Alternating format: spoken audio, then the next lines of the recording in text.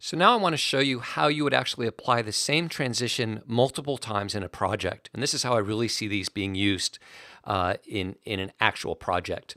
So in this case, I have a documentary about a Napa vineyard and the process that this vineyard has gone through over history.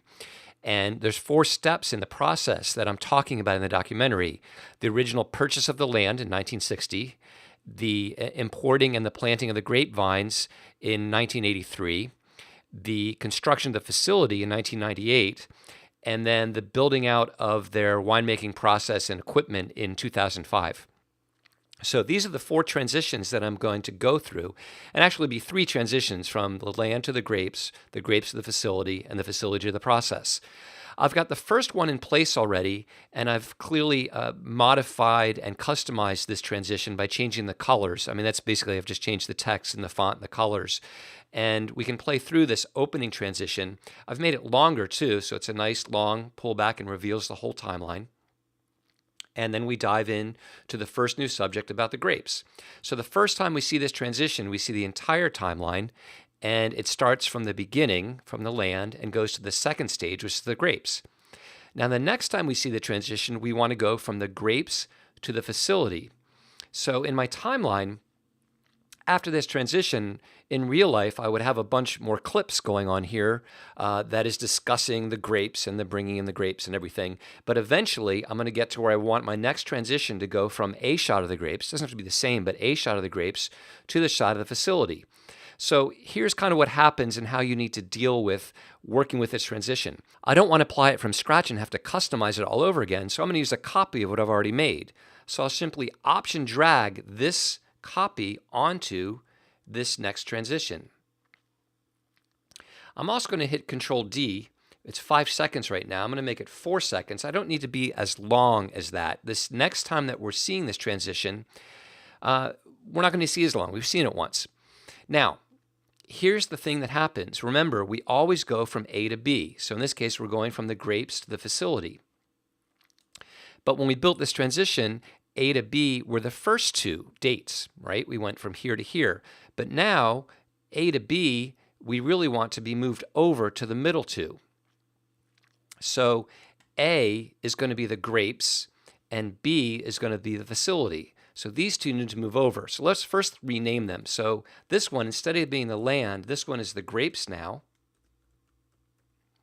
That's transition A. Transition B is the facility.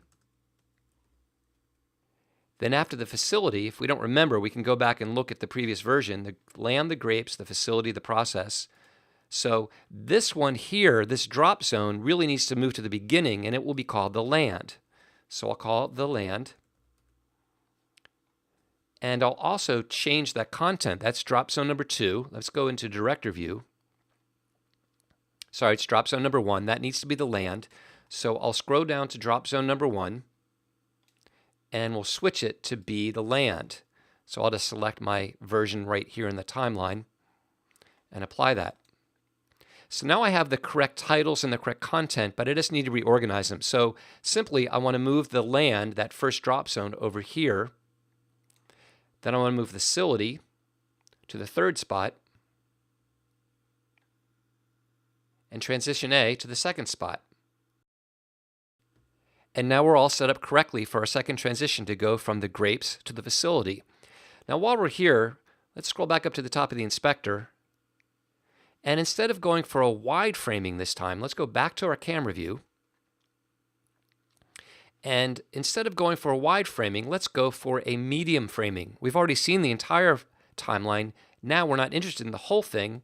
And let's adjust the camera path a little bit.